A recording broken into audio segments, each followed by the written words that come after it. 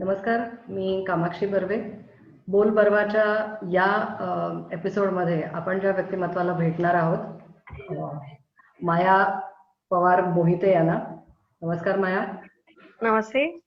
आता मायाची माहिती जर सांगायची तुम्हाला तर माया ही स्वतः मल्लखांबाची राष्ट्रीय खेळाडू राहिलेली आहे. तिच्या एजमध्ये 5 वर्ष सलग तिने नॅशनल आणि राज्य स्पर्धांमध्ये रिप्रेझेंट केलेलं आहे, महाराष्ट्राला पर्टिक्युलरली. नंतर सगळ्यात मोठी मायाची ॲज अ खेळाडू म्हणून जर अचीवमेंट असेल तर ती महाराष्ट्र सरकारतर्फे दिला जाणारा जो खेळातला सर्वोच्च पुरस्कार आहे, शिवछत्रपती पुरस्कार, त्याची 96-97ची ती विजेती आहे, दोरीवरचा मल्लखांब या विषयासाठीची. नंतर शिक्षण जे तिने तिचं पूर्ण केलं, तिला DED होण्याची इच्छा होती, ते तिने पूर्ण केलं आणि त्याच्यानंतर ती गेली 20 वर्ष प्राथमिक शिक्षिका म्हणून काम करते आहे. अतिशय दुर्गम भागांमध्ये शिक्षिका म्हणून तिनं काम केलेलं आहे, ते तिच्याशी बोलताना आपण रिव्हील करायचा प्रयत्न करूयाच. नंतर अजून काही सांगायचं मायाबद्दल तर राष्ट्रीय स्पर्धांमध्ये सांघिक सुवर्ण आणि वैयक्तिक रौप्य पदाची तिची कामगिरी आहे. 2008 आणि 9 सालचा जिल्हा उत्कृष्ट क्रीडा मार्गदर्शक या पुरस्काराने देखील ती सन्मानित झालेली आहे. 2012 आणि 13 साली च्या सर्व स्पर्धांमध्ये राष्ट्रीय पातळीवर सांघिक विजेते पदासाठी तिने ज्या मुलींना ट्रेन केलेलं आहे त्यांचा मोठा वाटा राहिलेला आहे. 2001 सालापासून अनेक राष्ट्रीय स्पर्धांमध्ये पंच आणि पदाधिकारी म्हणून तिने काम केलेलं आहे. प्लस आपल्यासाठी सगळ्यांसाठी हा खूप नवीन विषय आहे.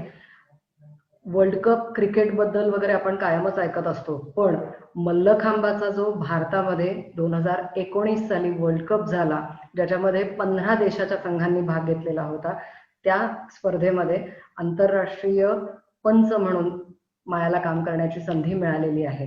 अशा व्हर्सटाईल व्यक्तिमत्वाशी आज आपण गप्पा मारण्याचा प्रयत्न करणार आहोत. बघूया आपल्याला काय खजिना सापडतोय याच्यातून ते. माया, नमस्कार. बोल बर्वाच्या ह्या आमच्या नवीन गप्पांच्या कार्यक्रमामध्ये तुझं मनापासून स्वागत आहे. नमस्ते.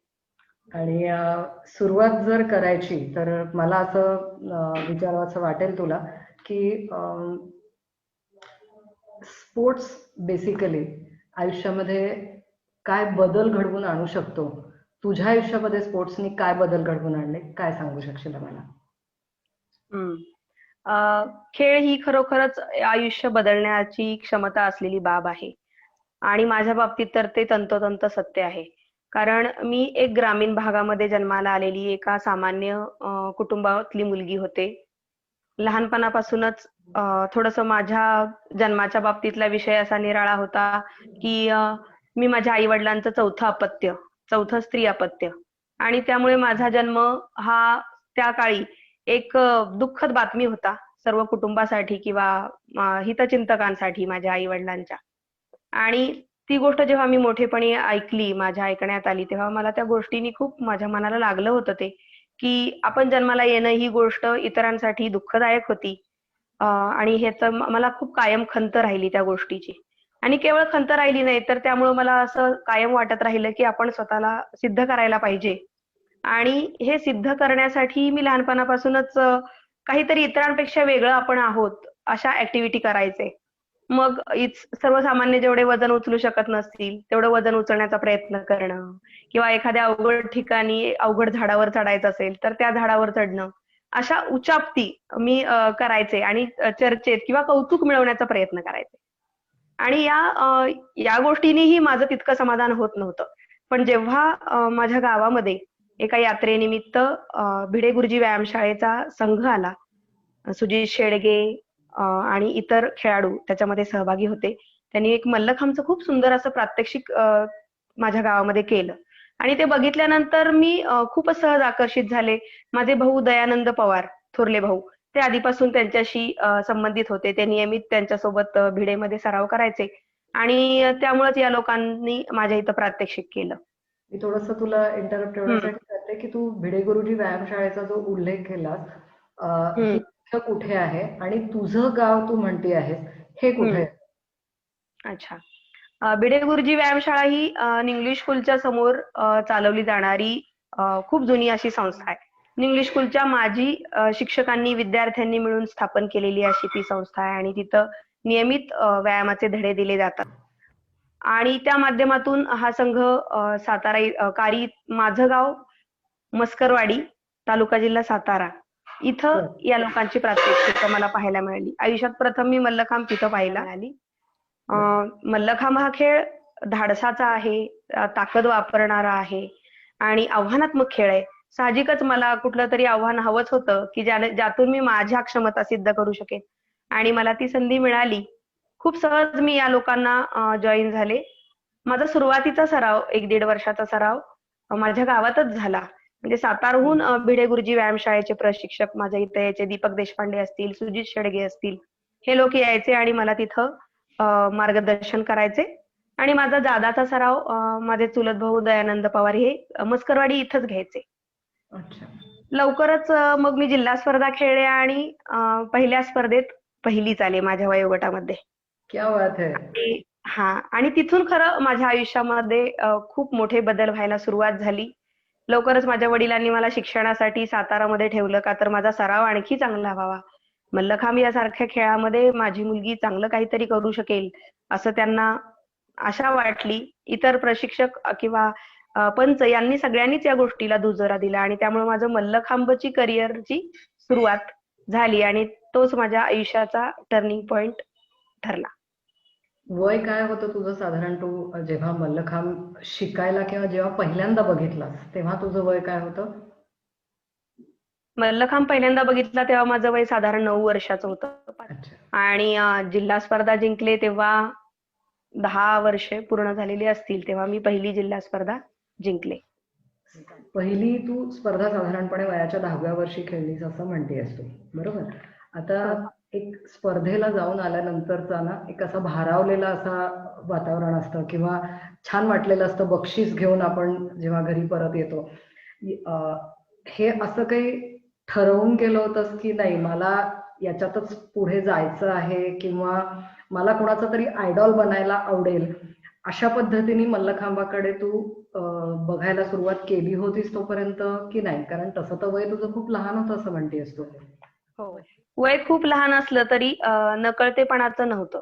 अगदी बालपणापासूनच्या माझ्या बाबतीतल्या इतरांनी सांगितलेल्या गोष्टी या मला दुःखी करत होत्या, दुखावत होत्या, हे तर मी सांगितलं.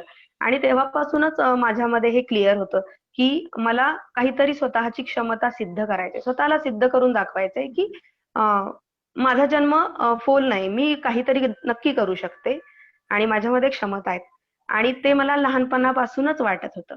तेवढंच नव्हे, मला आणखी ही पण गोष्ट वाटायची, माझ्या वडिलांचा माझ्यावर लहानपणापासून फार प्रभाव होता. गावामध्ये ते अतिशय निराळा विचार करणारे, विधायक विचार करणारे असे शिक्षक होते. आधुनिक विचारांची राबवणूक ते खूप लवकर स्वतःच्या कुटुंबाच्या माध्यमातून करत असत. आणि त्यामुळे मला शिक्षक होण्याचीही फार उर्मी होती की एक शिक्षक समाजामध्ये अनेक बदल घडवून आणू शकतो. त्याला लोक मान देतात, त्याचं ऐकतात, हे मी माझ्या वडिलांकडे बघून मला समजलं होतं. आणि म्हणून मला प्राथमिक शिक्षक होण्याचं पण एक स्वप्न होतं. आणि ह्या दोन्ही गोष्टी खूप लहानपणापासून माझ्या मनामध्ये रुजलेल्या होत्या. असतो. खूप छान अगदी. विचार सांगितलास तू. मला असं सांग की तू खेळायला सुरुवात केल्यानंतर म्हणजे जिल्हा स्पर्धा मग राज्य स्पर्धा अशा एक एक पायऱ्या चढत आपण जसं जातो तसं तू कशा पद्धतीने सुरुवात केलीस? जिल्ह्यात तर तू पहिली आलीस हे तू सांगितलंस, मग रिप्रेझेंट केलं असशील राज्य स्पर्धेमध्ये. हम्म. अं, इतर खेळांप्रमाणेच मल्लखांबमध्ये सुद्धा जिल्हा स्पर्धेनंतर राज्य स्पर्धा होतात. राज्य स्पर्धेनंतर आपली निवड राष्ट्रीय स्पर्धांसाठी होते. आणि मी जोपर्यंत खेळत होते खेळाडू म्हणून तोपर्यंत सर्वोच्च स्पर्धा ही राष्ट्रीय स्तरावरची स्पर्धा होत होती. त्यावेळेस आंतरराष्ट्रीय स्पर्धा होत नव्हत्या. त्यामुळे राष्ट्रीय स्तर हा सर्वात वरचा स्तर होता. माझा सराव जरी खूप नियमित होता, खूप जिद्दीने मी सराव करत होते, तरी सुद्धा मला पहिली 6 वर्ष चांगलंच अपयश सामोरं जावं लागलं त्या अपयशाला. पहिली 6 वर्षे मी फक्त राज्य स्पर्धांपर्यंत जायचे, सहभागी व्हायचे आणि कुठल्या ना कुठल्या कारणाने माझे गुण कमी व्हायचे आणि माझी निवड राष्ट्रीय स्तरासाठी व्हायची नाही. अशी सुरुवातीची 6 वर्ष माझी गेली. दरम्यानची पहिलीच माझी राज्य स्पर्धा जी होती, त्या स्पर्धेमध्ये संच सादर करत असताना माझ्या शेवटच्या प्रकारामध्ये मी जमिनीवर पडले आणि माझा हात मोडला. हात मोडलेला बघून सगळेजणांना धक्का बसला. माझ्या बरोबर ज्या गावाकडच्या माझ्या मैत्रिणी सराव करत होत्या वगैरे, त्या स्पर्धा बघायला आलेल्या होत्या आणि यांना सगळ्यांना अचानकच या गोष्टीकडे बघून धक्का पण बसला आणि घाबरल्या मुली. परंतु एक गोष्ट सगळेजण मला आजही ती आठवण म्हणून आवर्जून सांगतात, की मी मात्र जरा सुद्धा घाबरलेली नव्हते. फक्त माझा एकच प्रश्न सारखा चालू होता. लोक माझा हात सरळ करत होते, कोणी काही त्याला बांधायचा प्रयत्न करत होते आणि मी मात्र त्यांना एकच प्रश्न विचारत होते, की मला परत मल्लखांब करता येईल का ते सांगा. म्हणजे मगाशी तुम्ही विचारलं होतं, की लहानपणापासूनच तुम्ही काही ठरवलं होतं का?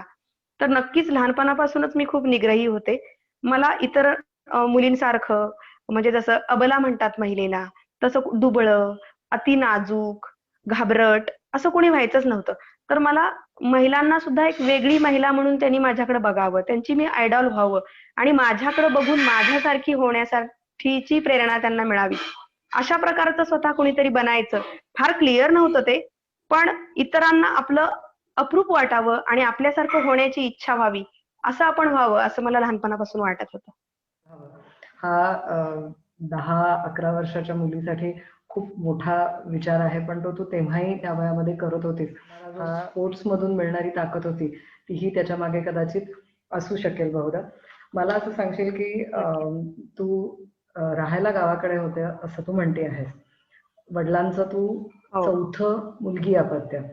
साधारणपणे म्हणजे जे गावाकडे आपल्याला बघायला मिळतं की मोठ्या बहिणींची लग्न होत आली आहेत किंवा त्यांची शिक्षण सुरू आहेत म्हटल्यानंतर आईला घरकामात मदत करणं हा तर प्रत्येक मुलीला न चुकलेला भाग आहे. तेव्हा मी अगदी गावाकडे असं नाही मला म्हणायचं, पण शहरातल्याही मुलींना काही सगळीकडे. प्रमाणात आई वडिलांना मदत ही करावी लागतेच. तर ह्याच्यामध्ये तू तुझं घरकामाचा तुझा वेळ, नंतर तुझं शिक्षण आणि तुझं स्पोर्ट्स मधलं करिअर ह्याची सांगड तू नक्की कशी घालत होतीस? किंवा तुझ्या आई वडिलांचा ह्या सगळ्याकडे बघण्याचा दृष्टिकोन काय होता? कारण 4-5 मुलं, त्यांचा सगळा होणारा शैक्षणिक खर्च प्लस तुझा वेगळा असा खर्च जर म्हणशील तर स्पर्धांना जाणं किंवा आता म्हणतोय आपण स्पोर्ट्सचे जे लोक आहेत त्यांना न्यूट्रिशन वगैरे हे सगळं पाहावं लागतं किंवा प्रोटीन्स घ्यायला लागतात. हे तेव्हा खरंच काही होतं का? आणि होत जर असेल तर या खर्चाकडे तुझे आई वडील काय म्हणून बघत होते नक्की? हम्म. तर माझं मोठं कुटुंब होतं हे तर आपल्या सगळ्यांच्या आता लक्षात आलंय. मोठं कुटुंब होतं. वडील माझे प्राथमिक शिक्षक होते. त्यामुळे सगळ्यांच्या शिक्षणाला चांगली प्रायोरिटी ते देत होते. मग माझ्या बहिणी जरी असल्या तरी म्हणजे तत्कालीन इतर शिक्षकांच्या मुली आणि माझ्या सर्व बहिणी यांच्यामध्ये शिक्षणामध्ये भरपूर तफावत आहे. माझ्या बहिणींना हवं एवढं शिकायला मिळालं, तसंच मलाही. आणि याच्यामध्ये ऍडिशनल म्हणून माझा मल्लखांब होता. पण यामध्ये कुटुंबाची मला तशी चांगली साथ मिळाली. माझ्या बहिणी मला सपोर्ट करायच्या या विषयामध्ये किंवा असं कामाचं जे हिशोब असतो, की आम्ही करतोय ती करत नाहीये किंवा अशा प्रकारच्या धाकटी पण होते. पण तरी सुद्धा मला स्वतःला असं वाटायचं, की मी माझं कॉन्ट्रिब्युशन हे द्यायलाच हवं. एखादी गोष्ट उगीच माझे जास्तीचे लाड होत आहेत अशा प्रकारची भावना मला नको होती. आणि त्यामुळे अगदी शेतातली कामं सुद्धा मी करत असे. अगदी मे महिन्याच्या सुट्टीत सुद्धा आमचा सराव बंद नसायचा किंवा भात लावण वगैरे सारखा एरिया आहे आमचा. तर त्या काळामध्ये खूप मनुष्यबळ लागत असे आणि आम्ही सगळे अगदी शाळा जरी चालू असले तरी शाळेला रजा टाकून कामासाठी वडील आम्हाला न्यायचे. तर तेव्हा सुद्धा मी शाळा बुडायची माझी. पण दिवसभर भाताच्या शेतात काम केल्यानंतर तिथंच शेजारी वाहणारा पाण्याचा पाट असतो, तिथं हातपाय धुवायचे. प्लास्टिकच्या पिशवीतून नेलेला आपला व्यायामशाळेचा जो काही किट असेल, हाफ पॅन्ट, टी शर्ट आणि स्कर्ट वगैरे जे काही असेल, ते मी तिथेच झाडीमध्ये बदलायचे आणि परत 1 किलोमीटर पळत जाऊन शिंदेघर असं एक गाव आहे आमचं, तिथं एसटी कॅच करायचे. तिथून एसटी पकडून सातारला जायचे आणि सराव करायचे आणि रात्री मुक्कामी एसटीनं परत यायचे. अशा प्रकारची जिद्द बघून आई वडील त्यांना पण असं वाटायचं नाही की हिला कुठे थांबवावं म्हणून आणि त्यामुळे त्यांनी मला भरपूर प्रोत्साहन दिलं त्या विषयामध्ये. एवढंच की आवर्जून मी हे सांगेन की आता मी जे अनुभवतीये प्रशिक्षक म्हणून, मी ग्रामीण भागातले पालक बघतीये, तर सर्व लोकांना कुठल्याही ऍक्टिव्हिटीमध्ये आपलं मूल गेलं की लवकर रिझल्टची अपेक्षा असते. आर्थिक परिस्थिती कशीही असो, चांगली असली, परवडणारी असली तरी सुद्धा आता असं चाललंय की तू एवढा वेळ खर्च केलायस, रोजचे 2 तास सरावाला देतेयस, आम्ही एवढं ये जा करतोय, तुला ने आण करतोय, तर तुझे रिझल्ट कधी येणार? अशी अपेक्षा सहज पालक बोलून दाखवतात आणि त्याचं प्रेशर पाल्यावर तयार होताना मी बघतेय.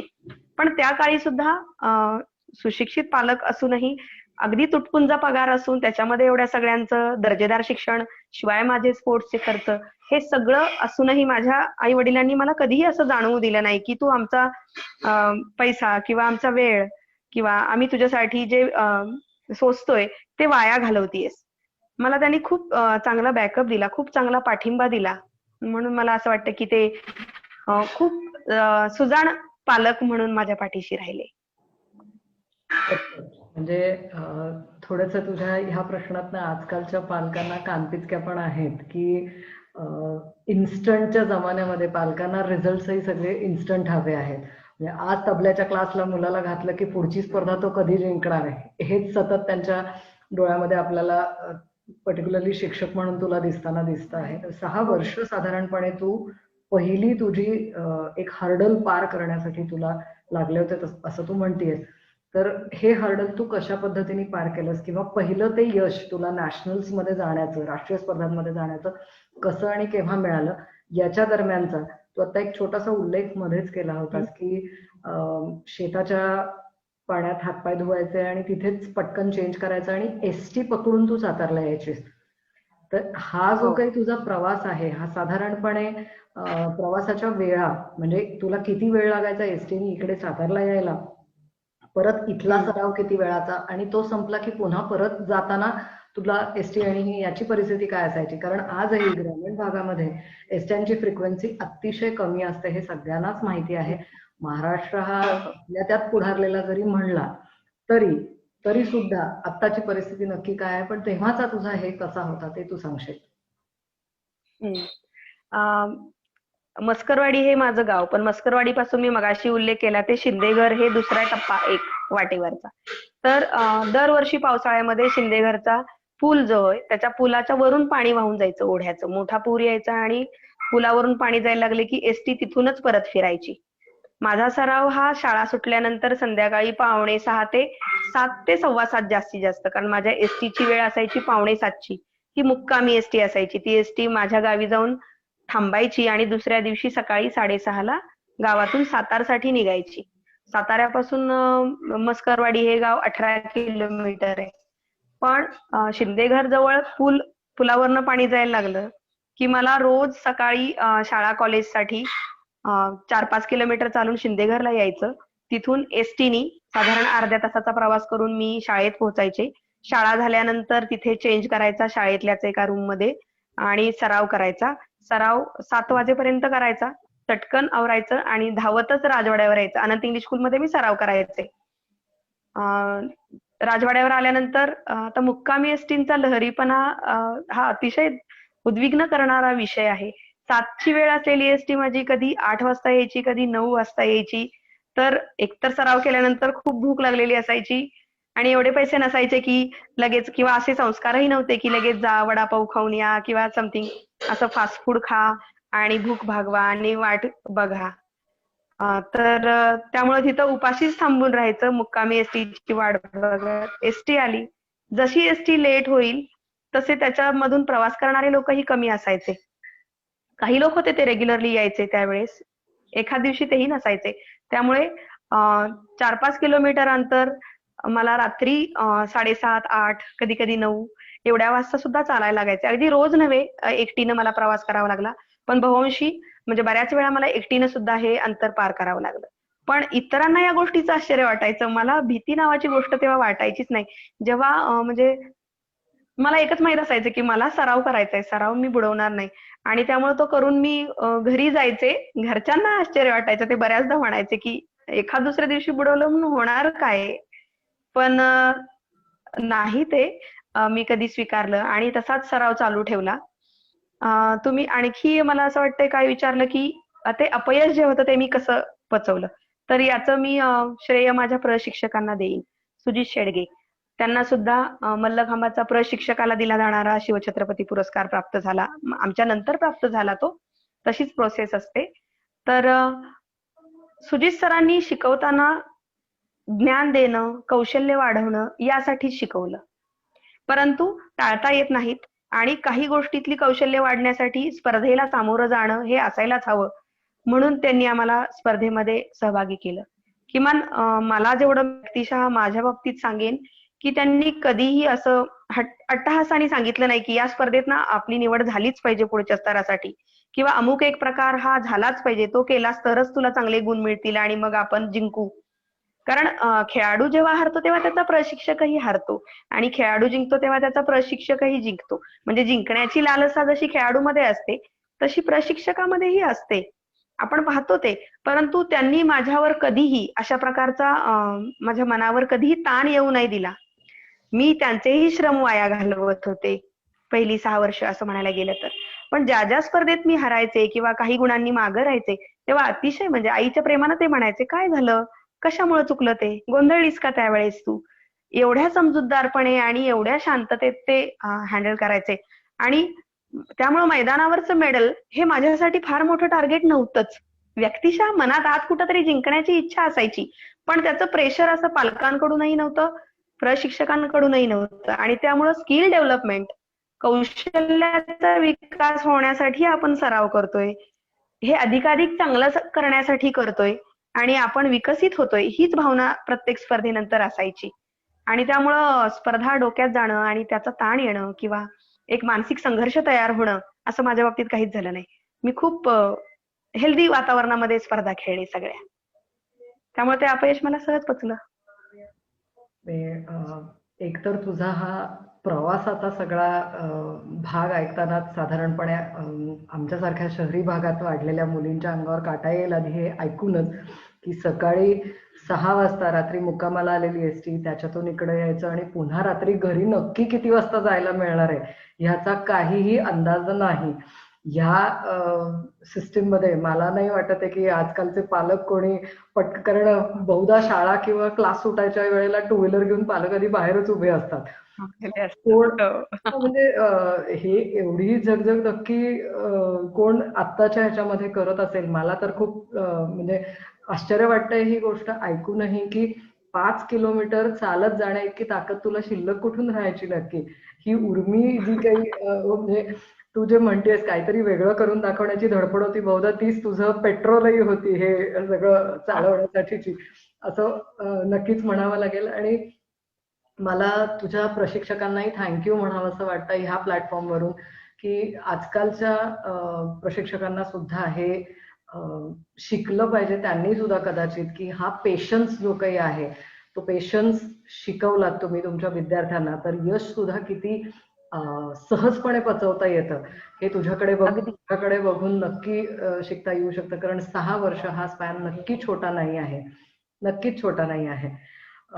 मला एक सांगशील की तू जेव्हा हे 6 वर्ष कष्ट करत होतीस आणि जेव्हा नॅशनलच्या स्टेजवरती येऊन उभी राहत होतीस, तेव्हा प्रत्येक खेळाडूचा एक स्पेशालिटी पॉइंट असतो किंवा एखादा काहीतरी असा एक युनिक त्याचा USP ज्याला म्हणलं जातं तो असतो. तसा तुझ्या खेळाचा USP काय होता असं सांगू शकशील तू?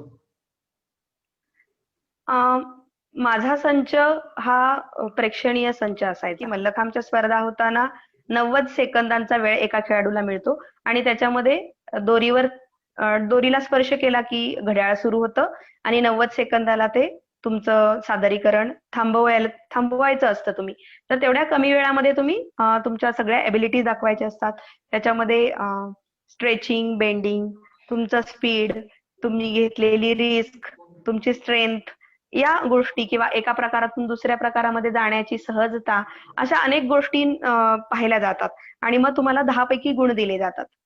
ओके. माझा संच हा असा असायचा की त्याच्यामध्ये हे प्रकार अतिशय लीलया म्हणजेच अतिशय सहजरित्या व्यक्त व्हायचे आणि म्हणून तसं पाहायला गेलं तर त्यावेळेला पुणे मुंबई हे प्रगत जिल्हे होते. त्यांची मातब्बरी असायची. मेडल्स बव्हंशी मुंबई पुण्याचे खेळाडू जिंकून न्यायचे. परंतु या सगळ्यांना छेद देणारी मुंबई पुणे सोडून उर्वरित महाराष्ट्रातली पहिली महिला मी अशी होते की जिचा संच तोडीस तोड होता. आणि फक्त तेवढंच नव्हतं तर काही प्रकारही माझे मैदानावर खूप बहुचर्चित आणि लोकांच्या आकर्षणाचा विषय ठरले होते.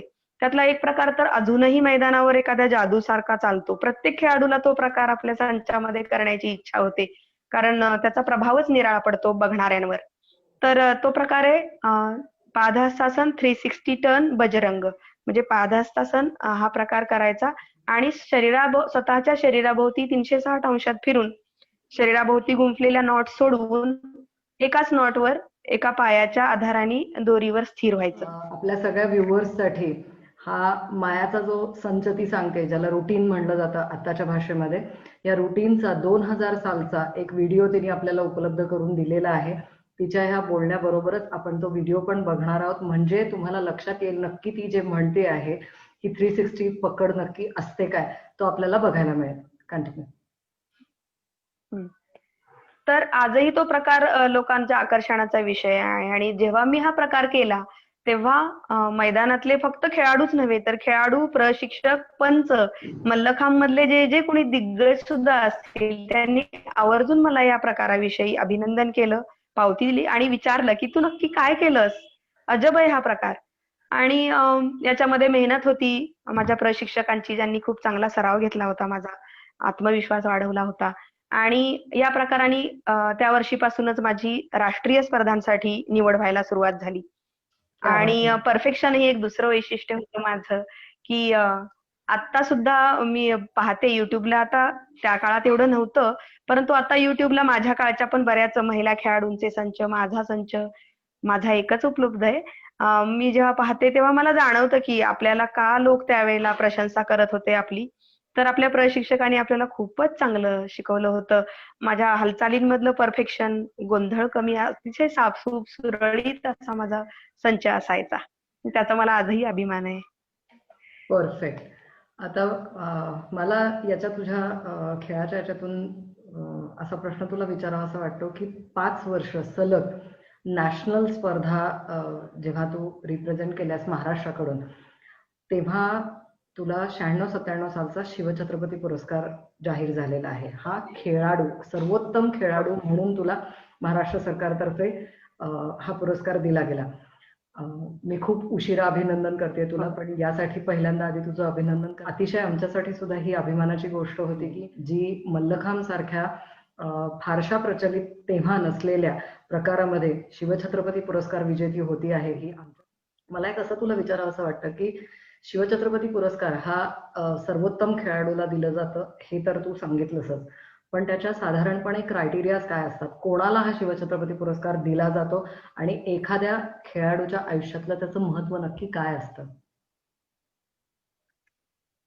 श्री शिवछत्रपती पुरस्कार हा महाराष्ट्र शासनातर्फे दिला जातो.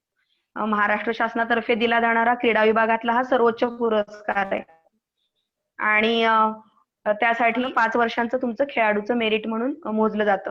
म्हणजे एखाद्या विषयातली सर्वोच्च पातळी गाठणं जसं आहे तसं शिवछत्रपती पुरस्कार मिळवणं हे खेळाडूसाठी आहे. म्हणून तो पुरस्कार मिळणं म्हणजे सगळ्यात मोठा मान मिळण्यासारखं आहे किंवा आपली गुणवत्ता सिद्ध करण्याची सर्वात मोठी पातळी आहे शिवछत्रपती अवॉर्ड मिळणं ही. आणि अशा पद्धतीनेच सर्व खेळाडू त्याच्याकडे पाहतात. सुदैवाने आता मल्लखांबसाठी या वर्षीपासूनच राष्ट्रीय स्तरावरचा अर्जुन अवॉर्ड सुद्धा खुला झालेला आहे.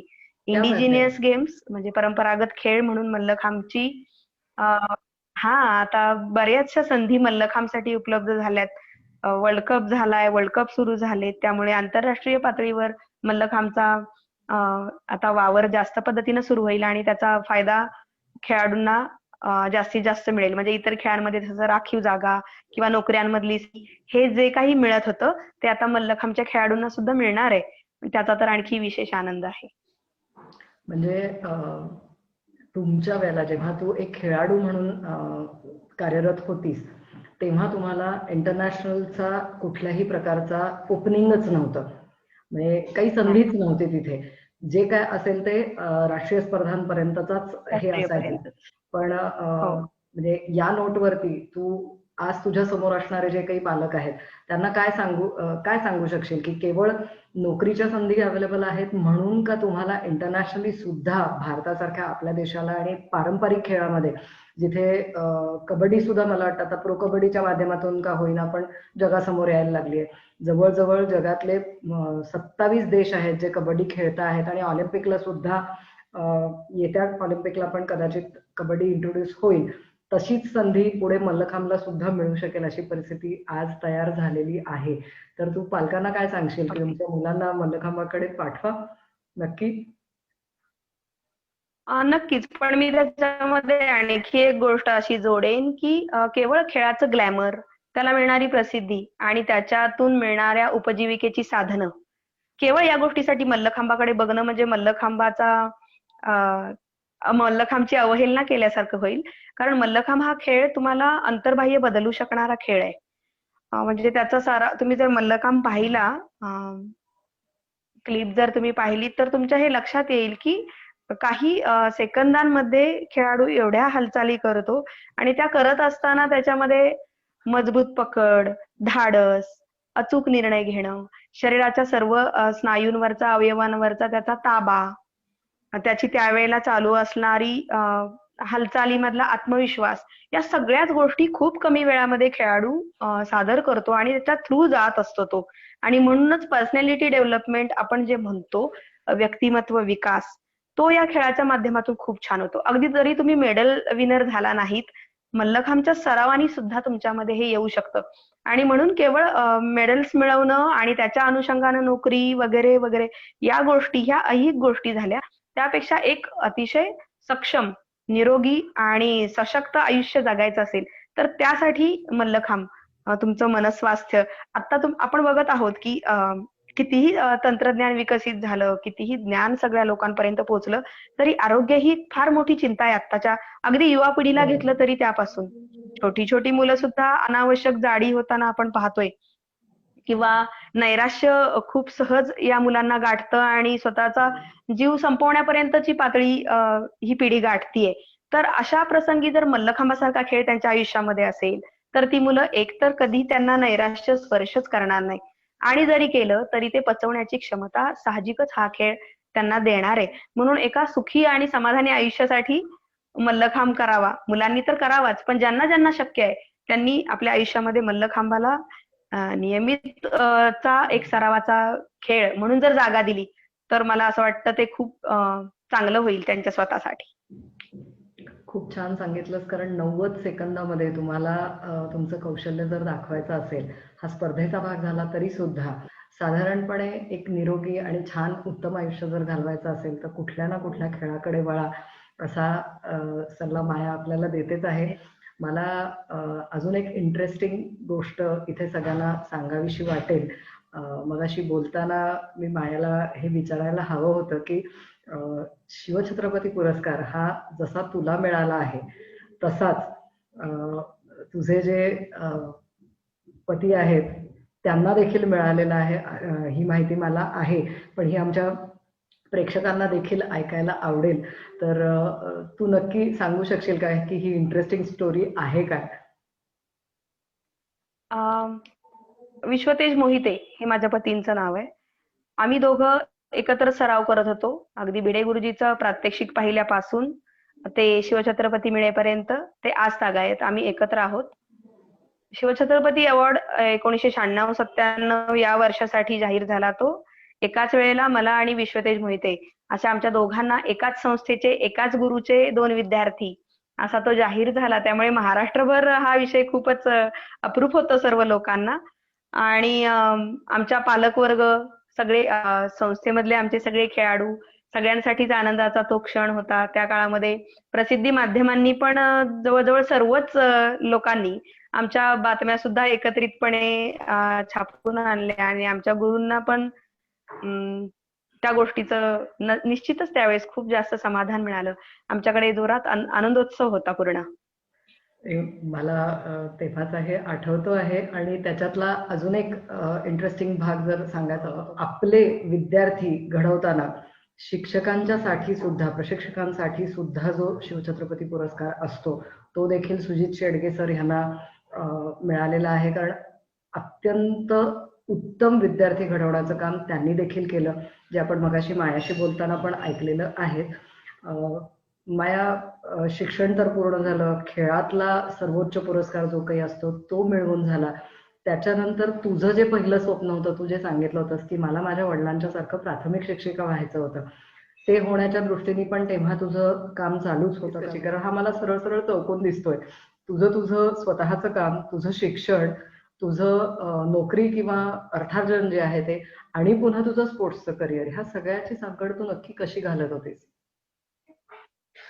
आता ते खूप अवघड वाटत असलं तरी जमून गेलं. इच्छाशक्ती असली की मी 1999 साली प्राथमिक शिक्षिका म्हणून नोकरीला लागले आणि माझं अकॅडमिक माझं शैक्षणिक स्कोर सुद्धा सदैव चांगलाच होता. म्हणजे त्या बाजूला मी कधी कमी पडले नाही. एक स्पोर्ट्स नुसतं करायचं तर फक्त त्याच्यावर डिपेंड न राहता मी माझं एज्युकेशनल कडेही इक्वली लक्ष दिलं. याच्यामध्ये पण माझा खेळ मला फार उपयोगी पडला. सराव चालू ठेवून मी अभ्यास करत होते. मल्लखांबचा हा फायदा होतो की तुम्हाला खूप सहज एकाग्र होता येतं. खूप कमी वेळामध्ये तुम्ही कुठल्याही गोष्टीवर एकाग्र होऊ शकता. आकलन शक्ती वाढते कारण गुरुत्वाकर्षणाच्या विरुद्ध जाऊन खेळणारा खेळ आहे. सगळे खेळ हे जमिनीच्या लगत शरीर असतं खेळाडूचं. परंतु मल्लखांबचं तसं नाहीये. जमिनीपासून दोरी तर अगदी 20 फूट उंचीपर्यंत आम्ही जाऊन हालचाली करत असतो किंवा पुरलेला मल्लखांब पुरुषांचा घेतला तरी सुद्धा 10-12 फुटावरच्या हालचाली असतात. तर असं हे करत असताना त्या बुद्धिमत्तेलाही त्याचा खूप चांगला फायदा होतो. एकाग्रता होते आणि त्यामुळे कमी वेळामध्ये छान अभ्यास व्हायचा माझा. म्हणजे दरवेळेला चांगल्या मेरिटनी मी पास झालीये. 10वी असो 12वी असो आणि डीएडला तर मी लिस्टमध्ये सगळ्यात वरती नाव होतं माझं. त्यामुळे अकॅडमिक आणि स्पोर्ट्स दोन्हीकडे मला अडचण नव्हती आणि खेळाचा मला नक्कीच फायदा झाला नोकरीला जॉईन होताना. मला आता असं सांगतो की तू जेव्हा नोकरीसाठी तुझ्या किंवा प्राथमिक शिक्षिका म्हणून तू जेव्हा ठरवलंस की मला खेड्यामध्येच काम करायचं आहे, याच्या मागचा तुझा विचार पक्का तर आहेच, हे तुझ्या बोलण्यातनं दिसतच आहे, पण तो नक्की काय होता? तुला का खेड्यातच काम करायचं होतं? केवळ तू स्वतः ग्रामीण भागातून आलेली आहेस म्हणून, की त्यामागे आणखीन काही मोठा विचार होता तुझा?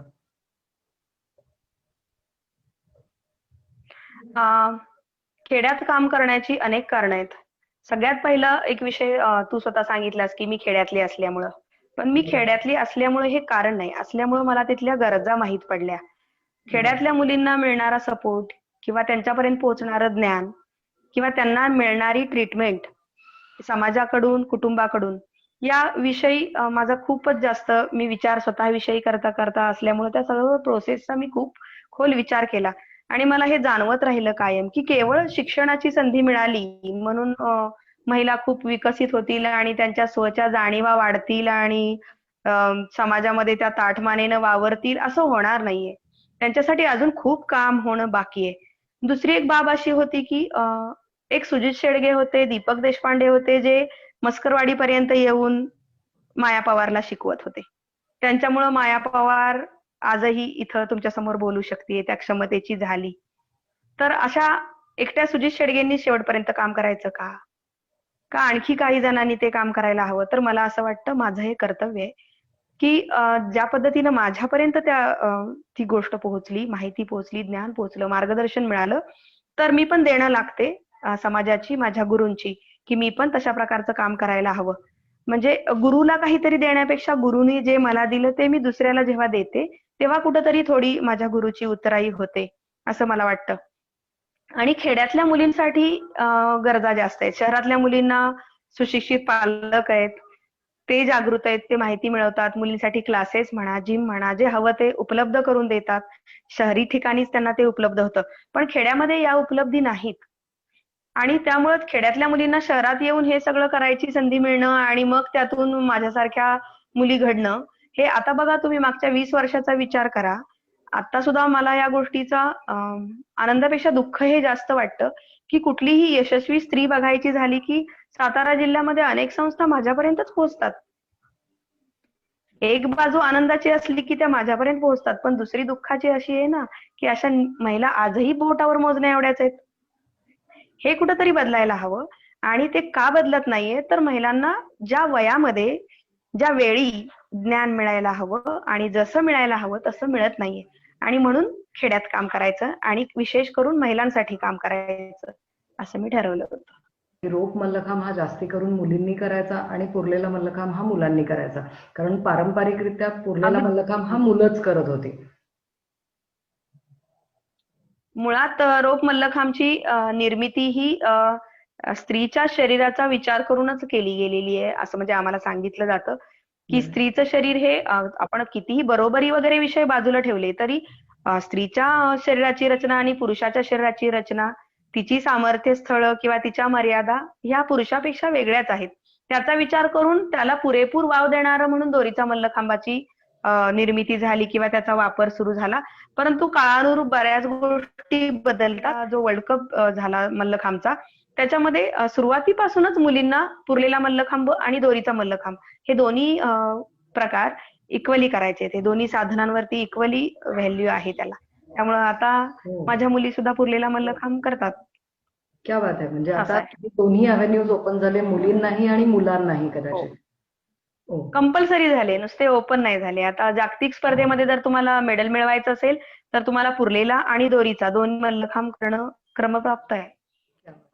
मला तुला असा एक हे विचारावंसं वाटतं, तू जेव्हा सांगतेयस की जिथे गरज पडेल तिथे विश्वतेज सरांची पण तुम्ही मदत घेतलेली आहे मुलांना शिकवण्याच्या दृष्टीने. मग हो. माझ्या डोक्यामध्ये असा एक हे यायला लागला की नवरा आणि बायको दोघंही एकाच फील्डमध्ये काम करत आहेत, एकाच खेळाला शिकवत आहेत आणि तितक्याच ताकदीचे दोघंही खेळाडू पण आहेत आणि प्रशिक्षक पण आहेत. मग आपण आजकाल साध्या सिंपल याच्यामध्ये सुद्धा बघतो की जिथे स्त्री आणि पुरुष समानतेचा भाग येऊन थांबतो तिथे प्रॉब्लेम्स बऱ्यापैकी सुरुवात होतात. मग तुम्ही तर दोघं एकाच फील्डमध्ये काम करता आहे, एकाच पद्धतीचे खेळाडू घडवत आहात, एकाच स्पोर्ट्समध्ये घडवत आहात. मग तुमच्याकडे नक्की काय परिस्थिती होती? मुळात आम्ही एकत्र आलो ते मल्लखांबमुळे आणि मल्लखांबसाठी. म्हणजे आम्ही एकत्र येण्याचं प्रमुख कारण मल्लखांब आहे आणि एकत्र येऊन पुढचं आयुष्य व्यतीत करावं असं निर्णय घेण्याचं कारणही मल्लखांबच आहे. कारण माझ्या आयुष्यामधला मल्लखांब तर मी कधीच वेगळा करू इच्छित नव्हते आणि त्यासाठी मला सुटेबल साथीदार हवा होता, की जो मला या खेळामध्ये राहू देईल, माझं योगदान देऊ देईल. आणि तशा हेतून मला विश्वतेज योग्य वाटला. आम्ही दोघांनी लग्नाचा विचार केला. आमच्या पालकांनी पण त्या गोष्टीला खूपच सहज मान्यता दिली आणि आम्ही विवाहबद्ध झालो. खरं हे खूप चांगलं होतं, खूप सोपं वाटत होतं, पण तिथं हे वरकरणी सोपं आहे. तसं पाहायला गेलं तर ते खूप अवघड आहे. अवघड गेलं. कारण प्रशिक्षक म्हणून काम करताना एकमेकांना मदत आम्ही करतच होतो. काही अडचणी असतील, कौटुंबिक पातळीवरच्या असतील किंवा मैदानावरच्या असतील. समजा आमचा खेळावर अतिशय जीव होता, आजही आहे. आणि त्यातून जे योग्य वाटेल ते ज्यानी त्यांनी केलं. कुणी कॉम्प्रोमाइज नाही केलं. अगदी भांडायची इच्छा जरी झाली तरी ते मनसोक्त आम्ही केलं. आणि त्याच्यामध्ये लहानपणापासूनच माझ्या मनामध्ये एक तेढ होती, की पुरुषांना कायम जास्त व्हॅल्यू दिली जाते आणि महिलांना दिली जात नाही. अगदी सेम क्वालिफिकेशनचे पुरुष आणि स्त्री असले तरी पुरुषालाच जास्त किंमत दिली जाते. पण हळूहळू वैचारिक प्रगल्भता जशी वाढत गेली तसं हेही लक्षात आलं, की सर्वच ठिकाणी ती तेढ मनात ठेवणं चुकीचं आहे. अगदी मला मान्य करायला आवडेल इथं, की विश्वतेज जसं आपण म्हणतो एका यशस्वी पुरुषामागे एक स्त्री असते, तसं एका यशस्वी स्त्री मागे एक पुरुषही असतोच, असावा लागतो. आणि अव्याहतपणे जसं स्त्री पुरुषासाठी उभं राहते, तसंच कुठल्याही प्रकारची अपेक्षा न ठेवता किंवा उपकाराचं ओझं आपल्या साथीदारावर न ठेवता उभे राहणारेही पुरुष असतात आणि ते विश्वतेजच्या रूपातनं मला कळलं आणि म्हणून मी त्या गोष्टीवर विश्वास ठेवायला लागलीये.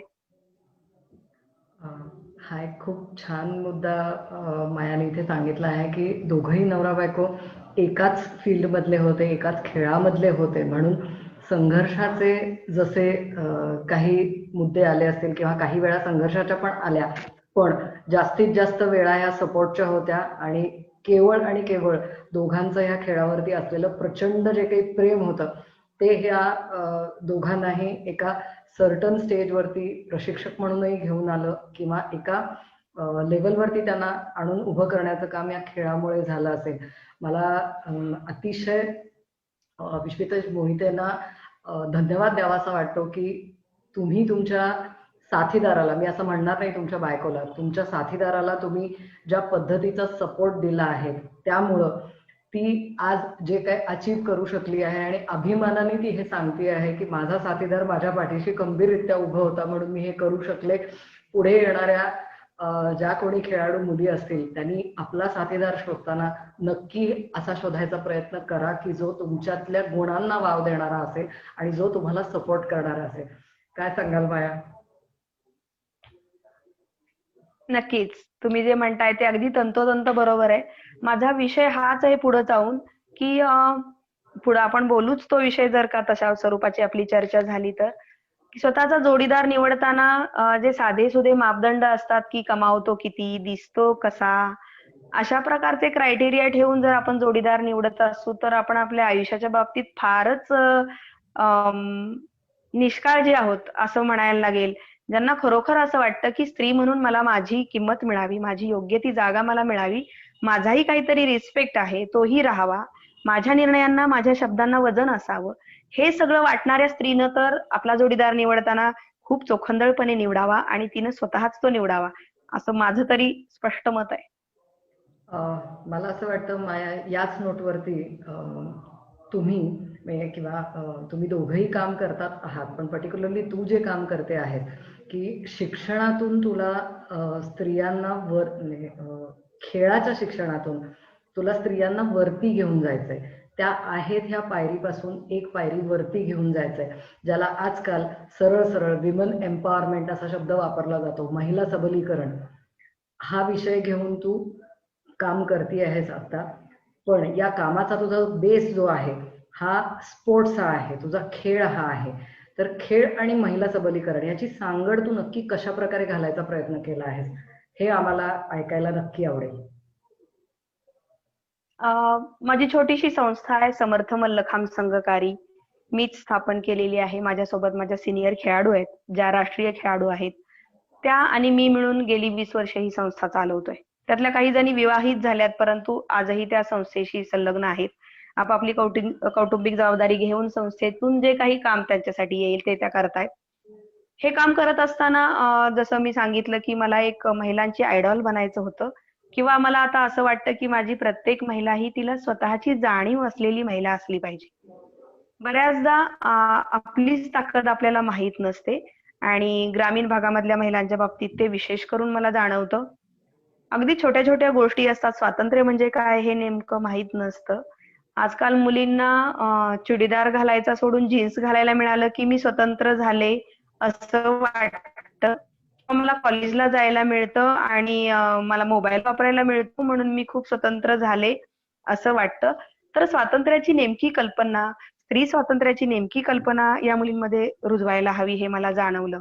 आणि त्यानंतर हळूहळू मी माझ्या मल्लखांबच्याच माध्यमातून या गोष्टी करून घ्यायला सुरुवात केली. आता सध्या माझ्या मुली माझ्या व्यायामशाळेमध्ये नियमित शिकवतात. ही झाली पहिली पातळी, की समजा त्यांनी जे शिकलं ते त्या दुसऱ्यांना शिकवतात. परंतु तेवढंच करून त्या थांबत नाहीत. आता त्यांच्यामध्ये एवढी जाणीव निर्माण झालेली आहे, की हा जो खेळ मी शिकलीये, तो खेळ हा व्यक्तिमत्व विकासासाठी उपयुक्त आहे आणि तो शिकण्यासाठी मला कोणी चांगले पैसे देऊन, मानधन देऊन बोलवणार नाही. तर तरी सुद्धा त्याची उपयोगिता मी ग्रामीण भागातल्या माझ्या विद्यार्थी मित्रांपर्यंत पोहोचवली पाहिजे, ही जाणीव त्यांच्यामध्ये निर्माण झाली आहे. माझ्या शाळेच्या परिसरातल्या किंवा कारीच्या परिसरातल्या जवळजवळ 25 शाळांमध्ये, यापूर्वी तर 40 शाळांपर्यंत आम्ही पोहोचत होतो. दरम्यानच्या काळामध्ये काही शाळा बंद झाल्या, काही स्थानिक अडचणींमुळं. 25 शाळांमध्ये नियमित माझ्या मुली स्वतःचं शिक्षण, घरातली जबाबदारी, सगळं प्रवास वगैरे, स्वतःचा संध्याकाळचा सराव, हे सगळं मॅनेज करून त्या शाळांमध्ये जाऊन मल्लखांब शिकवत होत्या. म्हणजे महिला आजपर्यंत चूल आणि मूल आणि झालं तर ऍडिशनल स्वतःचं शिक्षण किंवा एखादी नोकरी इथपर्यंतच आता विचार करू शकतात. पण माझ्या पोरी एवढं करून थांबणार नाहीत. समाजाला आपण काय देणं लागतो हे याची जाणीव त्यांच्यामध्ये आहे आणि त्या खूप मनापासून हे काम चांगलं करतायत. ही एक छोटीशी अचिव्हमेंट झाली. परंतु त्या व्यतिरिक्त आणखी पण काही गोष्टी त्या करतात. म्हणजे एक बुजरेपणा असतो किंवा एखादी गोष्ट पटत असली तरी ती प्रत्यक्षात उतरवण्यामध्ये जो आत्मविश्वास गरजेचा असतो तो नसतो, महिलांमध्ये दिसत नाही. कुणीतरी सपोर्ट करून पुढे ढकलल्यानंतर त्यांच्यामधले सुप्त गुण वरती येतात, हे आपण आजपर्यंत पाहिलंय.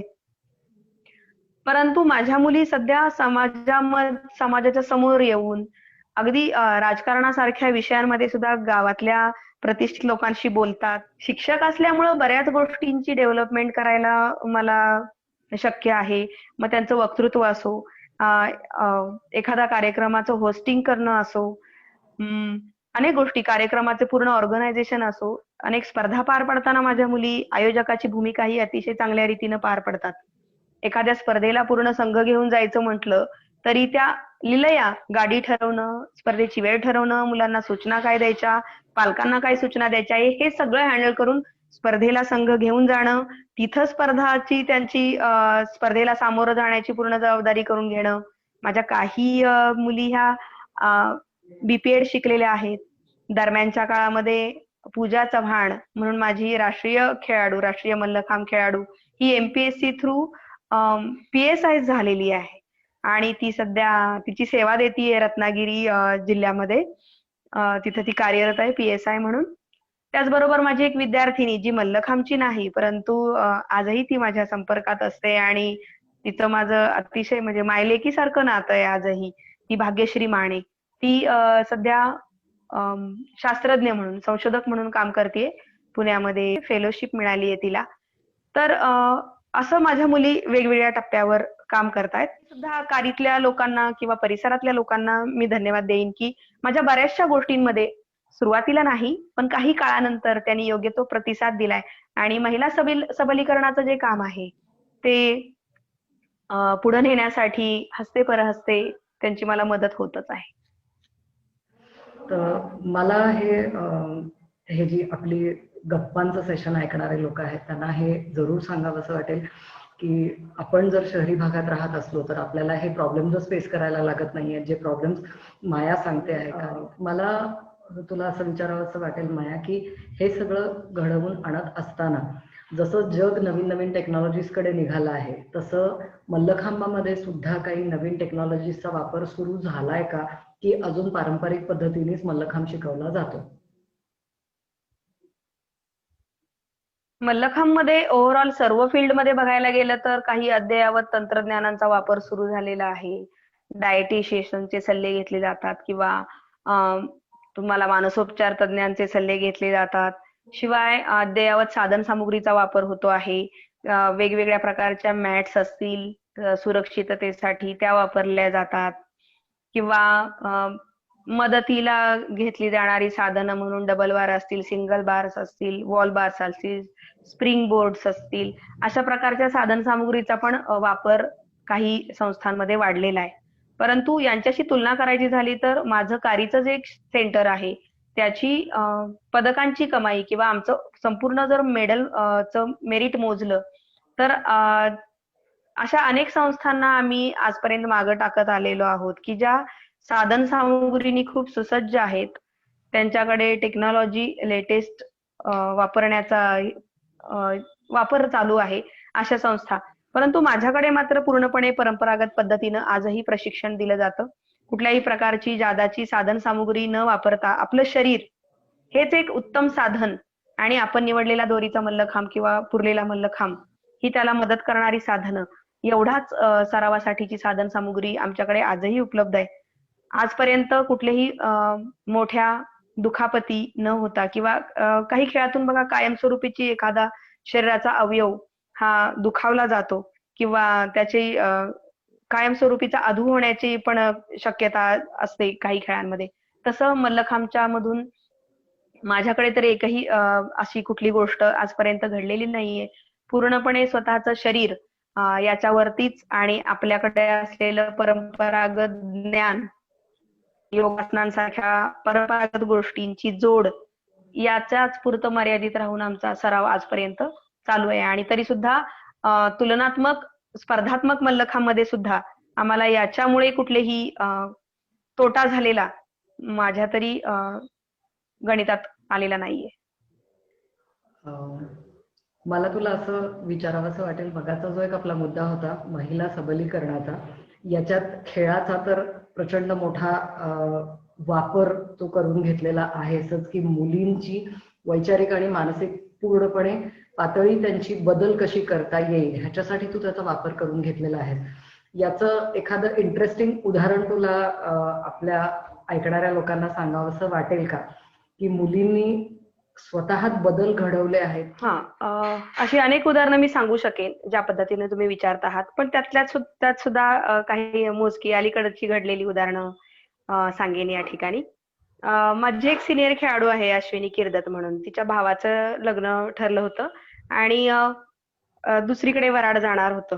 डिस्टन्स म्हणजे सांगली वगैरेच्या पलीकडचा एरिया होता, तिकडे जायचं होतं. तर त्यासाठी वाहनं, बस असावी की ट्रक सांगायचा, त्याचं कॉस्टिंग किती होईल, आपल्याला परवडेल का, आपलं बजेट काय, अशी कुटुंबियांची चर्चा चालली होती. खरं तर तिच्या मोठ्या भावाच्या लग्नाची ही तयारी चालली होती आणि तिथं ती म्हणाली की मी ठरवू का गाडी? तर सगळ्यांना खूप नवल वाटलं, अरे तू काय गाडी ठरवणार, इथं आम्ही शोधतोय ओळखीचं कोण आहे का, कोणाकडून माहिती मिळेल का, तुला कसं काय हे शक्य आहे, मुलींचे हे विषय नाहीत, तुझं तू बघ तिकडं रुखवताचं वगैरे तयारीचा तो विषय बघ, आम्ही बघतो हे. तर ती म्हणाली तरी सुद्धा बघा, जर का नाही जमलं तुमच्याच्यानी तर आय कॅन मॅनेज, मला जमेल ते. मग ते म्हणले बरं ठीक आहे, कर तुझ्या पद्धतीने काय करणार आहेस. तिने फक्त त्यांच्या समोरूनच हार्डली 2-4 फोन केले आणि गाडीची स्ट्रेंथ, रूट आणि किती कॉस्टिंग पडेल, कशा पद्धतीनं किती वेळासाठीचा ड्रायव्हरला सांगावं लागेल, 1 दिवस का 1.5 दिवस, या सगळ्या गोष्टीची तिनं त्यांच्या समोरच चर्चा करून त्या 5 मिनिटांमध्ये गाडी फायनल केली त्यांच्या संमतीनं. आणि त्या लोकांसाठी एवढी ती गोष्ट आश्चर्याची झाली की अरे आपली मुलगी एवढं करू शकते, आपल्याला कल्पना नाही, आपल्याला यातलं काहीच कळत नाही आणि ही कसं काय एवढं करू शकते. आणि त्यामुळे अगदी पलीकडच्या गोठामध्ये पण म्हणजे वधूच्या तिकडपर्यंत ही बातमी पोहोचली की आमच्या करवलीनं गाडी ठरवली आहे किंवा असं. तर अशा प्रकारचे धक्के या लोकांना माझ्या मुलींनी बरेचसे दिलेत. दुसरी गोष्ट अशी की समाजावरचा परिणाम असा की मागे पण मी तुम्हाला सांगितलं की कुठलाही कार्यक्रम सुरळीत पार पडायचा असेल बाय प्रोटोकॉल किंवा त्यातले बारकावे, नेमकेपणा, हे सगळं जर नीटनेटकं व्हायचं असेल तर लोक अतिशय सहजपणे समर्थ मल्लखांब संघकारीकडे येतात आणि स्पष्ट म्हणतात, तुमच्या मुलींना, तुमच्या 2-4 मुली तरी द्यावं आमच्या कार्यक्रमाला, म्हणजे कसं कार्यक्रम एकदम सुरळीत होईल. हे जे मुलींचा कॉन्फिडन्स समाजाला आता पटायला लागलाय आणि त्यांची गुणवत्ता समजायला लागलीये, हे मला असं वाटतंय की त्यांच्या विकासाचंच हे चिन्ह आहे. बायकांमध्ये ही भावना डेव्हलप झालेली आहे, त्याचं मला विशेष समाधान आहे. मला असं वाटतंय की मी या विषयामध्ये माहिती नाही कितपत माझ्या अपेक्षांनी इतकं करू शकेन, पण बरचसं काम करू शकेन असा आत्मविश्वास आता वाटू लागलाय या गोष्टींमुळे. खूप छान हे सांगितलं की उदाहरणाने एखादी गोष्ट आपण जर सांगितली तर ती पटकन समजते, समोरच्यालाही पटते देखील. मुलींना देखील तुम्ही अशाच पद्धतीने स्वतःच्या उदाहरणातनं एक रस्ता दाखवून दिलात. वागण्याची पद्धत काय असेल, विचार करण्याची पद्धत काय असेल, ही माया तू दाखवून दिलीस. एक पाथ आपण म्हणतो, एक राजमार्ग त्यांच्यासाठी उघडा करून दिलेला आहेस तू, ज्याच्यावरून ह्या सगळ्या मुली चालण्याचा प्रयत्न करत आहेत. आज 20 वर्ष तुझ्या कारकिर्दीला प्रशिक्षक म्हणून होत आहेत.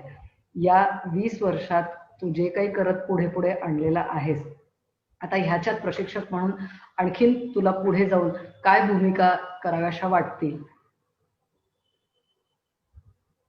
आजपर्यंत चालू असलेलं मल्लखांब प्रशिक्षक म्हणूनचं जे काम आहे ते तर माझं अव्याहतपणे चालूच राहील. परंतु पूर्वी मी फिजिकली तिथं उपलब्ध राहून हे काम करत होते. मला असं वाटतं की जसं मोठ्या झाडाखाली छोटी झाडं नीट वाढत नाहीत, तसं आपला गुरु आहे, आपले मुख्य प्रशिक्षक आहेत, तोपर्यंत त्याच्या खालचे जे आहेत ते स्वतःला दुय्यम स्तरावर ठेवून काम करतात किंवा जबाबदारीला सुद्धा दुसऱ्या पायरीवर उभे राहतात. म्हणून माझं भविष्यामधलं काम असं असेल की मी प्रत्यक्ष क्रीडांगणापासून, मैदानापासून थोडी लांब राहीन, जेणेकरून मी ज्यांना काहीतरी शिकवलंय त्यांच्या गुणवत्तेला पूर्ण वाव मिळेल, त्यांच्या निर्णय क्षमतेला वाव मिळेल, त्यांच्या कामाला वाव मिळेल आणि त्यांना वारंवार प्रयोग आणि अनुभव या 2 गोष्टी करायला मिळतील. तर तशा पद्धतीनं मी काम करेन. आणि दुसरी गोष्ट मल्लखांबमध्ये बरंचसं अजून समाजापासून मल्लखांब तितका पूर्ण परिचित नाहीये. तर त्यासाठी काहीतरी योगदान देण्याची माझी इच्छा आहे. जसं की मल्लखांब कसा केला जातो, कसा केला जावा, या संदर्भामधलं लिखित किंवा जे काही मटेरियल, व्हिडिओज मधलं मटेरियल असेल, तसं मटेरियल डेव्हलप करणं किंवा चांगल्या पद्धतीचा मल्लखांब म्हणजे काय? केवळ मेडल मिळवण्यासाठी शॉर्टकट शोधणं, कमी वेळामध्ये अ, काही अपघात होतील अशा प्रकारच्या गोष्टींची घाई प्रशिक्षकांकडून, खेळाडूंकडून होताना दिसतीये. तर खरी गुणवत्ता निर्माण करण्यासाठी किंवा दर्जेदार मल्लखांब की ज्याच्यामध्ये तुम्हाला इंजुरी कमी असतील आणि तुमची शारीरिक आणि मानसिक तंदुरुस्ती कशी सांभाळली जाईल आणि शिवाय स्पर्धात्मक मल्लखांबामध्ये सुद्धा तुमची गुणवत्ता सिद्ध होईल. अशा प्रकारचा मल्लखांब कसा शिकवायचा? याचं वेगवेगळ्या माध्यमातून मार्गदर्शन मार्गदर्शन म्हणण्यापेक्षा ज्याला जशी मदत आहे तशी करण्याची माझी इच्छा राहील आणि तसं काम करण्याची मला जास्त इच्छा आहे. नाहीतर मैदानावरची मेडल्स म्हणाल तर म्हणजे राष्ट्रीय स्तरावरची आता 35हून जास्त सुवर्ण पदक माझ्या मुलींनी पटकावलीत. प्रतीक्षा मोरे माझी एक विद्यार्थिनी आहे. ती आंतरराष्ट्रीय खेळाडू झालीये. मी यापूर्वी तुम्हाला सांगितलं की नुकताच जो वर्ल्ड कप झाला, पहिला वर्ल्ड कप मल्लखांबचा, त्याच्यामध्ये प्रतीक्षा मोरेनं 3 रौप्य पदकं आणि 1 सांघिक सुवर्ण पदक अशी कमाई केलेली आहे. तर ही सगळी गुणवत्ता जरी असली, त्याचं एक वेगळं समाधान आहे. परंतु तरी सुद्धा मल्लखांब जास्तीत जास्त लोकांपर्यंत पोहोचणं, त्याची खरी गुणवत्ता आणि त्याचं महत्व आयुष्यासाठी काय आहे, आपल्या वैयक्तिक विकासासाठी काय आहे, हे लोकांना पटवून देणं, यासाठी काम करायला मला आवडेल. अं, तुझं हे जे पुढं नेण्याचं कामाचा जो तुझा विचार आहे, या कामामध्ये तुला अत्यंत मोठं आणि चांगलं यश मिळो. खूप चांगल्या प्रकारे मल्लखांबासाठीचं डॉक्युमेंटेशन तुम्हाला करून ठेवता यावं, यासाठी खूप चांगल्या चांगल्या लोकांनी तुम्हाला ह्या गोष्टीमध्ये मदत करावी, जे टेक्नॉलॉजिकली याच्यामध्ये साऊंड असतील. आमच्या व्ह्युअर्सपैकी जर कोणाला इच्छा असेल की मायाला तिच्या कामामध्ये मदत करायची आहे, तर जरूर मायाचा नंबर आम्ही शेअर करू. तुम्हाला डायरेक्टली मायाशी पण बोलता येईल आणि तिच्या ह्या कामामध्ये तिला मदत देखील करता येईल. माया, तुझ्या तुझ्या मुलींच्या आणि तुझ्या व्यायामशाळेच्या पुढच्या सगळ्या वाटचालीसाठी आमच्याकडून मनपूर्वक आणि खूप खूप शुभेच्छा. असंच चांगलं काम करत राहा, मुलींना आणि बायकांना पुढे आणत राहा आणि माणूस म्हणून स्वतः देखील तू जी इव्हॉल्व्ह होती आहेस, हे बघायला अतिशय छान वाटतं आहे. पुढेही तुला अजून वरच्या लेवलवरची प्रशिक्षक म्हणून किंवा अजून वरच्या लेवलवरचं काही काम करणारी म्हणून पाहायला आम्हाला नक्की आवडेल. खूप खूप आमच्याकडून शुभेच्छा. थँक्यू.